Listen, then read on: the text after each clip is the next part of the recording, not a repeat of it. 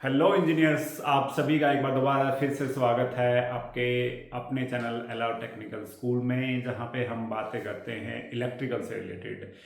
अभी आज का हमारा टॉपिक है इलेक्ट्रिकल सेफ्टी का। हमने अपना बेसिक इलेक्ट्रिकल कंप्लीट करने के बाद अभी हम जब फर्स्ट स्टेप पे बात करते हैं, अभी जहाँ पे किसी भी इंडस्ट्री में जब हमारी फर्स्ट एंट्री होती है तो फर्स्ट पॉइंट रहता है आपकी खुद की सेफ्टी, आपके इक्विपमेंट की सेफ्टी। तो लेट्स स्टार्ट। अभी इसमें हम बात करेंगे कि क्या क्या टॉपिक्स हम इस ट्रेनिंग में कंप्लीट करेंगे। फर्स्ट पॉइंट है आपका इलेक्ट्रिकल सेफ्टी। इलेक्ट्रिकल का रूल क्या है, इलेक्ट्रिसिटी किस तरीके से बिहेव कैसे करती है। उसके बाद थर्ड पॉइंट है आपका इसमें इम्पोर्टेंस क्या है, इलेक्ट्रिकल सेफ्टी की इम्पोर्टेंस क्या है, क्यों करनी चाहिए हमें। थर्ड फोर्थ पॉइंट है आपकी इलेक्ट्रिसिटी और ह्यूमन में आपस में किस तरीके से बिहेव करती है जब ये आपस में मिलते हैं। सेफ अनसेफ फैक्ट क्या होते हैं, किस तरीके से काम करते हैं, किस तरीके से हमारे लिए हार्मफुल है। Fourth, effect of electricity on human body, क्या है हमारे इंसानी शरीर पे एक इलेक्ट्रिसिटी का क्या प्रभाव है, क्या इससे क्या इम्पैक्ट क्या क्या आते हैं आपका। इलेक्ट्रिकल हजार्ड कोज कि इलेक्ट्रिकल जो हजार्ड है उसके कोज क्या होते हैं, रीजंस क्या क्या है, क्या क्या कारण हो सकते हैं इस इलेक्ट्रिकल हजार्ड के। अपना लास्ट पॉइंट रहेगा एक एम्प्लॉय की रिस्पॉन्सिबिलिटी क्या है। जब हम अपनी साइट पे पहुंचते हैं तो उसकी रिस्पॉन्सिबिलिटी क्या है, क्या उसकी रिस्पॉन्सिबिलिटी साइट के लिए क्या है, खुद के लिए क्या है, वो सारी चीज़ें हम डिस्कस करते हैं। So let's start. First point है कि रूल ऑफ इलेक्ट्रिसिटी, इलेक्ट्रिसिटी किस तरीके से काम करती है, क्या होता है। इसके चार बेसिक से रूल की हम बात करेंगे। फर्स्ट है electricity always try to travel to ground, कि इलेक्ट्रिसिटी हमेशा कोशिश करती है ग्राउंड होने के लिए। ग्राउंड जहाँ से भी होगा, या तो हम उसको वायर से ग्राउंड करेंगे या फिर उसमें से अगर हम उसको टच कर दें तो वो हमारे अंदर से फ्लो करना स्टार्ट करेगी ताकि वो ग्राउंड में हो सके। ताकि आपको पता होगा ग्राउंडिंग अर्थिंग क्यों करते हैं हम, ये रीज़न आप सभी को पता होगा। नहीं भी पता है तो हम अपने नेक्स्ट वीडियोज़ में इसको कवर करेंगे। सेकंड है electricity always travel in the path of low resistance. क्या होता है कि इलेक्ट्रिसिटी हमने जब देखा था कि अपने लो रेजिस्टेंस में जल्दी ज़्यादा फ्लो करती है। हमारी बॉडी आपको पता है 70-75% हमारी बॉडी में वाटर है, तो जब पानी एक बढ़िया कंडक्टर है और वो जल्दी इलेक्ट्रिसिटी हमारे अंदर से ज़्यादा जल्दी एक पाथ बनाती है आपके ग्राउंड होने के लिए। फोर्थ है आपका इलेक्ट्रिकल ट्रैवल ने कंप्लीट सर्किट पाथ, क्या उसको सर्किट को कंप्लीट करना चाहता है। इलेक्ट्रिकल अगर बीच में हम किसी वायर को टच कर देते हैं तो उस सर्किट का पार्ट हम बन जाते हैं और वो इलेक्ट्रिसिटी हमारे अंदर से फ्लो करके क्या हो जाती है, ग्राउंड हो जाती है। Electricity try to travel in a shortest path, क्या होती है इलेक्ट्रिसिटी का को हमेशा छोटे से छोटा रास्ता चाहिए ग्राउंड होने के लिए। तो ये सारे रूल्स हैं इलेक्ट्रिसिटी के, किस तरीके से बिहेव करती है इलेक्ट्रिसिटी, ये सारे पॉइंट रहेंगे। और इलेक्ट्रिक शॉक लगने का भी कारण यही रहता है क्योंकि उसको एक शॉर्ट पाथ भी मिलता है, एक कंडक्टर भी होता है, और क्या है कि वो लो रेजिस्टेंस पे भी काम करती है। अभी नेक्स्ट करने की बात करेंगे तो why electrical safety is important. भाई क्या है importance of electrical safety, electrical safety की इंपोर्टेंस क्या है। Electrical hazard can be burn and so, क्या होता है कि आपका इलेक्ट्रिकल करंट से बड़ा ही हार्मफुल होता है और आपका क्या क्या हो सकता है, बर्न भी हो सकता है आपका। इसके फ्रिक्वेंट कॉज से इंजरी क्या होती है, ऑक्यूपेशनल इंजरी। आपने देखा होगा जो एक अगर जो सेफ्टी से काम नहीं करते, जो इलेक्ट्रिशियंस हैं या फिर इंजीनियर्स हैं जो सेफ्टी के, तो उनको उनके पास हमेशा ये बात रहती है कि मुझे तब करंट लग गया था, मुझे ये करंट लग गया था। उसको करंट सिर्फ तभी लगा था जब उसने सेफ्टी को बाईपास किया था। तो ये सारी चीज़ें हमें पता होनी चाहिए कि भाई अपनी क्यों इम्पोर्टेंस है। उसके बाद इससे क्या क्या इम्पैक्ट होता है, क्योंकि आप जहाँ पे काम कर रहे हैं और आप किसके लिए काम कर रहे हैं, आप खुद के लिए काम कर रहे हैं, अपनी फैमिली के लिए काम कर रहे हैं। अगर आप अपनी फैमिली के लिए अपने आप को नहीं बचा सकते तो वो काम भी आपको शायद नहीं करना चाहिए, क्योंकि आपको रिस्क को मेजर करके चलना पड़ेगा, रिस्क को काउंट करके चलना पड़ेगा कितना रिस्क है। अभी बात करेंगे अब personal of low resistance path of electricity क्या होता है? जब इलेक्ट्रिसिटी होती है, जब हम किसी वायर को टच कर लेते हैं या फिर कहीं पे कोई लीक करंट होता है उसको टच कर लेते हैं, तो क्या होता है आपको लेस रेजिस्टेंस की आपको रेजिस्टेंस कम देने की देता है और ग्राउंड में सर्किट कंप्लीट हो जाता है, आपका ग्राउंड हो जाती है और ये आपका शॉर्ट पाथ हुई। यानी कि आपने जो पहले उसमें हमने 4 पॉइंट पढ़े थे उनमें से 3 के 3 पॉइंट यहाँ पे कंप्लीट हो रहे हैं। हमारी बॉडी एक छोटा सर्किट भी बना रही है, एक कंडक्टर भी है लो रेजिस्टेंस के साथ और उसके साथ क्या कर रही है, एक शॉर्ट पाथ के साथ साथ लो रेजिस्टेंस भी ऑफर कर रही है। उसके बाद अगर हम बात करें कि भाई सेफ एक्ट और अनसेफ एक्ट क्या है, ये अपनी इंडस्ट्री में बड़ा ही अंडररेटेड मैं मानूंगा इस चीज़ को। मैं बहुत सी जगह साइटों पे काम किया है, काम होते हुए भी देखा है, काम करवाया भी है, सारी चीज़ें है। एक इलेक्ट्रिशियन है या फिर जो भी एक वहाँ पे टेक्नीशियन है, वो हमेशा चाहता है कि मैं चीज़ों को बाईपास कर दूं, मैं जितना जल्दी हो सके उसको ख़त्म कर दूं, लेकिन हमें उसको प्रॉपर वहाँ के रिस्क को समझना पड़ेगा। अगर हम रिस्क नहीं समझेंगे तो वो चीज़ डेफिनेटली हमें हार्म करेगी।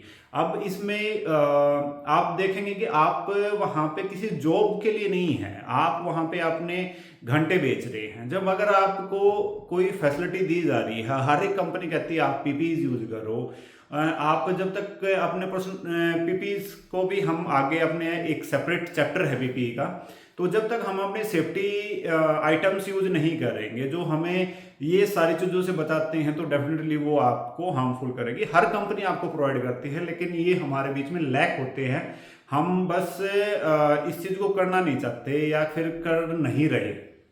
उसमें आप देखेंगे एक ये दो कंपैरिजन दिए हुए हैं, एक हैं जो दो है, एक सेफ एक्ट है, एक अनसेफ एक्ट है। अनसेफ एक्ट में क्या है, उन्होंने कोई पीपी ना हैंड ग्लव्स है, ना उनका उन्होंने कुछ गॉगल्स पहने हैं, ना सेफ्टी हेलमेट है, सेफ्टी शूज नहीं है, आप किसी भी पैनल पे काम कर रहे हैं, तो ये सारी चीजें यहाँ पे एक सेफ एक्ट में ऐड हो जाती हैं। तो हमें हमेशा जब भी हम काम कर रहे हैं अपनी सेफ्टी प्रायोरिटी पे लेके चलनी है। कहीं पे काम डिले हो वो चीज़ समझी जा सकती है, समझाई जा सकती है, लेकिन अगर आप सेफ्टी को बाईपास करके कोई काम कर रहे हैं, ना तो वो इक्विपमेंट के लिए हेल्दी है, ना आपके लिए हेल्दी है, ना कि आपके जो कंपनी है उसकी रेपुटेशन के लिए हेल्दी है। तो डेफिनेटली जब आप ये करते हैं तो एक अलग से छवि बनाते हो, तो अपनी साइटों पे जब भी काम करो तो पीपीई का यूज जरूर करें। उस पर इम्पैक्ट क्या क्या होता है आपका, आपने देखा होगा कि आपके जो आरसीसी वगैरह है या डीपी वगैरह होती है, क्या उसमें मिली एम्पियर लिखा होता है, तो 30 मिली एम्पियर से ज़्यादा का हम नहीं यूज करते आरसीसी वगैरह की अगर बात करूँ तो। इसका कारण क्या होता है, क्या रीजन है भाई? क्या होता है कि 5 मिली एम्पियर 10 एम्पियर अगर हमारे अंदर से फ्लो करता है तो ये पेनफुल होता है, सेंसेशन क्रिएट करता है हमारे शरीर में, तो ज़्यादा इम्पैक्ट नहीं डालता। अब 10 से 15 एम्पियर मिली एम्पियर अगर करंट हमारे अंदर से फ्लो कर जाता है तो उससे क्या होता है, अपनी मसल्स स्क्यूज हो जाती है, मसल्स को हार्म करना स्टार्ट करता है, डैमेज करना स्टार्ट कर देता है। और अगर 20 से 30 मिली एम्पियर या फिर इससे ज़्यादा अगर बढ़ता है तो हमें ब्रीथिंग में प्रॉब्लम हो जाती है। ये सारी चीज़ें क्या होती है, अगर हमारे अंदर जब करंट फ्लो करना स्टार्ट कर देता है तो ये चीज़ें हमारे अंदर प्रॉब्लम क्रिएट करती है। तो हमें हमेशा ट्राई करना चाहिए कि अपना पीपीईज वगैरह यूज करें, और पीपीईज वगैरह यूज करते ही सारी चीज़ें होती हैं। आप इलेक्ट्रिकल हजार्ड क्या होता है? हजार्ड होता है खतरा। इलेक्ट्रिकल हजार्ड के कॉज मतलब कि कारण क्या क्या हो सकते हैं उसके बारे में हम बात करेंगे। इलेक्ट्रिकल हजार्ड के कारण अगर हम उनको समझ लेंगे तो डेफिनेटली हम कभी आगे इन सभी चीज़ों के लिए अवेयर रहेंगे और आगे इन चीज़ों से बच के अपने सेफली तरीके से काम कर सकते हैं। फर्स्ट है इम्प्रॉपर ग्राउंडिंग। इम्प्रॉपर ग्राउंडिंग ये एक मेन फैक्टर होता है। अगर कहीं पे अच्छे से प्रॉपर तरीके से ग्राउंडिंग नहीं होती तो आपको इलेक्ट्रिकल शॉक के चांसेस हमेशा बने रहते हैं। इसलिए हर एक इक्विपमेंट पे अर्थिंग होनी बहुत ज़रूरी होती है। अगर अर्थिंग नहीं होगी तो डेफिनेटली आपको शॉक लगेगा। उसके बाद है आपका एक्सपोज इलेक्ट्रिकल पार्ट्स। भी कई बार हम कनेक्शन को खुले छोड़ देते हैं। एक मेनली मैंने नोटिस किया है, जब भी हम कनेक्शन करते हैं उसको प्रॉपर टेपिंग वगैरह नहीं करते, प्रॉपर तरीके से सेट नहीं करते, तो वहाँ पे क्या होता है, जो एक्सपोजर होते हैं उनको अगर कोई टच करेगा तो डेफिनेटली वहाँ पे करंट लगेगा। आपकी जो वायरिंग है आपको प्रॉपर तरीके से नहीं होती, डैमेज इंसुलेशन होता है। अब इंसुलेशन की भी एक लिमिट होती है, एक टाइम के बाद आपका इंसुलेशन डैमेज होना स्टार्ट हो जाता है, या फिर ओवरलोड की वजह से या फिर किसी भी और वजह से जब इंसुलेशन डैमेज हो जाता है और हम फिर भी उसी वायर को यूज कर लेते हो, डेफिनेटली एक शॉक का कारण बढ़ जाती है, एक हजार्ड का कॉज रहती है। उसके बाद आपका ओवरलोड सर्किट की वजह से भी आपका जो वायर होती है वो बर्न होने के उसके चांसेस रहते हैं, जिसकी वजह से हमें करंट लग सकते हैं। डैमेज टूल एंड इक्विपमेंट्स, कभी भी आप देखेंगे कौन सा टूल्स कहाँ पे यूज करना है ये आपको डेफिनेटली पता होना चाहिए। अगर आपको ये चीज़ नहीं पता तो वो आपके कार्यशैली के लिए बड़े ही नेगेटिव है। अभी आप कई बार मैं देखा है कि आपका इंसुलेशन, जैसे आपका प्लायर यूज करते हैं, उसका इंसुलेशन कटा हुआ है, फिर भी हम सोचते हैं हम उसको यूज कर लेंगे, या उस पर टेप मार दी हमने। कई जगह तो इतना वर्स्ट कंडीशन रहती है कि आपकी थैली वगैरह भी रैप की होती है उस पर। आप मत कीजिए, कंपनी प्रोवाइड करेंगी आपको सारी चीज़ें। आप अगर पर्सनल काम कर रहे हैं तो एक प्लायर ज़्यादा 200-250 रुपये में एक अच्छी क्वालिटी का प्लायर मिल जाता है। अगर यहाँ पे करंट लग जाए तो आपकी पूरी लाइफ को डिस्टर्ब कर सकता है वो। तो ये छोटी छोटी चीज़ें हैं जो हमें अपने आगे ध्यान रखनी चाहिए। उसके बाद है आपकी वेट कंडीशंस। आपका बारिश के टाइम पे मेनली कंडीशन आती है जब मैंने एक यहीं पे साइबर सिटी का एक कंसर्न है, आप सभी भी मे बी अवेयर होंगे इस चीज़ के लिए। एक एम्प्लॉय था, वो 2 जगह जॉब करता था। एक जगह से छुट्टी होके वो दूसरी जगह पे जा रहा था, रास्ते में बारिश थी और वो भीग के जैसे ही अपनी दूसरी साइड पे पहुंचा, रिलीवर ने बोला कि आप अपनी रीडिंग्स ले लीजिए। अब जब वो रीडिंग्स ले रहा था तो वो पूरा गीला था। अब उसने देखा कि मैं पहले ही लेट हूँ और मुझे अभी रीडिंग्स वगैरह लेनी है या फिर अपने किसी भी इक्विपमेंट में सारी चीज़ें चेक करनी थी, तो वहाँ पे जाके उसने वो चीज़ें चेक करी, जिसकी वजह से वो वहीं पे शॉक लग के उसकी डेथ हो गई। अब ये एक बड़ा ही दुख अपनी इंडस्ट्री का है कि हम बहुत से लड़के, अपनी बात करूं तो मैं 40% अगर हमारे जितने भी अपनी मेंटेनेंस डिपार्टमेंट से हैं वो डबल करने की कोशिश करते हैं। मैं कहता हूँ आप डबल मत कीजिए, अपना घंटे को मत बेचिए ना। 8 घंटे एक सैचुरेट आपको कोई भी सैलरी मिलती है, उसके बाद आपने 4 से 5 घंटे का आपको जो पार्ट टाइम काम करना है तो उसमें अपना स्किल बेस्ड काम कीजिए, ना कि आप अपना टाइम बेस्ड काम कीजिए। इसके बारे में भी आगे हम बात करेंगे। तो उसके बाद आपके जो ओवरलोडेड पावर लाइन होती हैं, तो ये सारी चीज़ें क्या होती हैं कि भाई अगर ये कंसर्न होते हैं तो अगर हम इन चीज़ों को बाईपास करते रहते हैं तो हमारी लाइफ में इन चीज़ों का ये सारी इलेक्ट्रिकल हजार्ड है जो हम पे इम्पैक्ट डाल देते हैं। इम्पैक्ट क्या डालने के बाद क्या होगा, सबसे पहले कंपनी किसी की सगी नहीं होती, वो थोड़ा बहुत आपको कंसेशन दे देंगे, आपकी फैमिली को कंसेशन दे देंगे, लेकिन लास्ट में जाके अगर हम बात करेंगे तो वो आपको खुद बेयर करना पड़ेगा। आपका जो भी डैमेज है आप उसके लिए खुद रिस्पॉन्सिबल होंगे, आपकी फैमिली को कोई सपोर्ट नहीं दिया जाएगा। अब बात करेंगे एम्प्लॉय की रिस्पॉन्सिबिलिटी क्या है। अगर मैं कहीं पे काम कर रहा हूं तो मेरी क्या रिस्पॉन्सिबिलिटी है, वर्क प्लेस सेफ्टी का मेरा क्या कंसर्न है, मैं कैसे काम बिहेव करूंगा, मैं कैसे काम करूंगा। बात करेंगे, सबसे पहले पॉइंट रहेगा आपका follow the safe work practice. Safe work practice, हर जगह पे आपके एसओपी लगे होंगे, वहां पे सारी चीज़ों के एसओपी वगैरह हम जब यूज करते हैं देखते हैं हर की किस इक्विपमेंट में क्या क्या हजार्ड है, वो सारी चीज़ें हमें सेफ वर्क प्रैक्टिस करनी चाहिए कि जहाँ पे हम कितना किसी चीज उसके हजार्ड को मिनिमाइज कर सकते हैं। ये अपने वर्क परमिट की जो सीरीज आएगी उसमें हम इन चीज़ों को डिस्कस करेंगे कि वर्क परमिट किस तरीके से जनरेट करते हैं, क्या क्या काम होते हैं, सारी चीज़ें होते हैं उसमें होता है।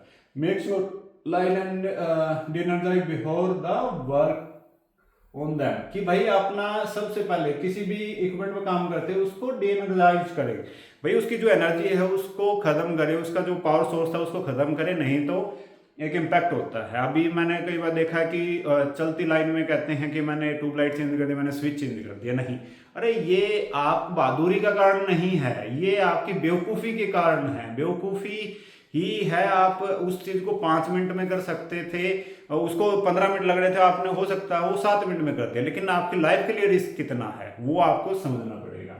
उसके बाद वीआरपीपी, हमें हमेशा काम करने से पहले अपने प्रोडक्शन इक्विपमेंट जितने भी हैं वो आपको सारी चीज़ें पहन के काम करना चाहिए। उसके बाद Cowork on unsafe work practice. कोई भी आपका कोवर्कर है जो आपका सहकर्मी है, अगर वो अनसेफ काम कर रहा है तो उसको वहीं पे रोकना है, उसको बताना है कि क्या इसका इम्पैक्ट है। हो सकता है वो नया हो सकता है वो किसी जल्दबाजी में, हो सकता है उसका वर्क कल्चर ही ऐसा हो, क्योंकि स्टार्टिंग से ही मैं देखा कि हम तो ऐसे ही करते थे। अरे नहीं करते थे आप ऐसे। आप जाके देखें ना किसी प्रोडक्शन हाउस में, आप जाके देखें ना डीलर में किस तरीके से काम होता है। जब आप किसी रेपुटेड कंपनी के साथ काम करेंगे तो आपको सारी चीज़ों की एक गाइडलाइन होंगी, किस तरीके से हमें काम करना हो, सारी चीज़ें। Report all problem to your supervisor. भाई आपके सुपरवाइजर आपसे ज़्यादा एक्सपीरियंस हैं, वो ज़्यादा वेल अवेयर हैं और उनको पता है कौन सा काम किस तरीके से होना है, तो उनके टच में रहो। उनको जो भी आपको प्रॉब्लम दिखती है उनको जरूर बताएंगे। उसके बाद क्या होता है, आपकी जितनी भी एनर्जी होता है, use electrical tools protected by GFI। उसके बाद आप ये असाइन विद योर सुपरवाइजर। भाई सुपरवाइजर से असाइन होकर काम करो। करेक्ट PP यूज करो। Report all problem to your supervisor if all doubt any ask. तो आपको लास्ट पॉइंट है कि अगर आपको कहीं पे भी कुछ भी कंसर्न है, आपको उसके बारे में प्रॉपर तरीके से नॉलेज नहीं है या फिर आपको प्रॉपर तरीके से उसके बारे में पता नहीं है, तो आप डेफिनेटली अपने सुपरवाइजर या अपने सीनियर्स की हेल्प लीजिए, क्योंकि हो सकता है हर चीज़ हर किसी को ना पता हो और आपकी अधूरी नॉलेज की वजह से वो इक्विपमेंट डैमेज हो जाए या फिर आपकी चीज़ें और प्रॉब्लम हो जाए। तो आज के लिए सब बस इतना ही। अब मिलते हैं अपनी एक नेक्स्ट वीडियो में। हम सेफ्टी ट्रेनिंग्स में अभी एक लंबी सीरीज है सेफ्टी ट्रेनिंग्स की। बेसिक इलेक्ट्रिकल के बाद हम सेफ्टी ट्रेनिंग्स करेंगे तो और डेफिनेटली आगे हम अपने इलेक्ट्रिकल के पॉइंट्स पे पहुंचते जाएंगे। आज के लिए थैंक यू।